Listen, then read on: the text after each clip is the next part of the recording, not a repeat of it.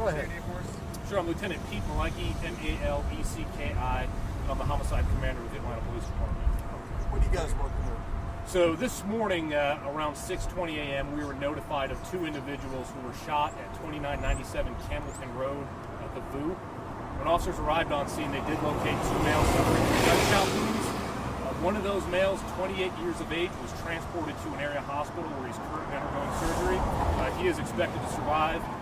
The second male, we do not have an age yet. He appears to be in his late 20s, early 30s, and he is deceased on scene from an apparent gunshot. So at this point, we don't have any witnesses that have come forward and provided information, but what we're gathering is there was some type of shootout, and we know that our surviving victim was caught up in that crossfire when he was injured. So we would ask that if there are already witnesses, if anybody heard the gunfire, saw anything in passing, that they would come forward and contact the Atlanta Police Homicide Unit to provide us with that information. Now, was the nightclub open?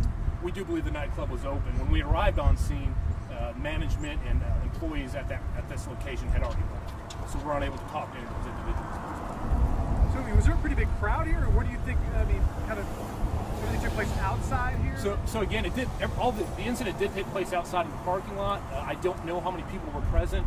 Like I said, when officers arrived, everybody was in the process of leaving this location, so I don't have a count as to how many people would have been at this location during this incident. Do you think surveillance? Surveillance? Yes. So we know that the club, we don't see any cameras on that, but we are working with area businesses to try to see if any business here captured any part of this incident. You called it a shootout. Do you think the deceased victim was shooting, or did the surviving victim at it was shooting back? So we don't know at this point. Once our surviving victim undergoes treatment, is able to talk to us, we're hoping to get that answer. But at this point, we just don't know. The man I spoke to said this is kind of a popular spot and that they often see issues, whether it be shootings or just violence of any kind, and that sometimes there's police officers in the area as a result of that. So was there any APD officers that were here near the area when it happened last time? I'm not sure on exactly where the officers were in the area, but I do know that prior to the incident, nothing else had occurred here during this night. But you're right, it is a popular area, and that's why I am hopeful that we do have some witnesses that will cooperate and come forward and provide some information to us.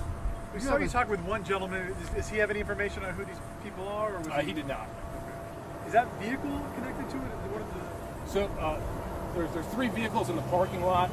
We're unsure at this point. Two of them we are looking into. One of them we know belongs to the individual who was here that's not involved.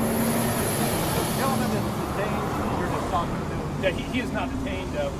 We were hopeful that he was a witness and we wanted to speak to him, but unfortunately he did not see the evidence.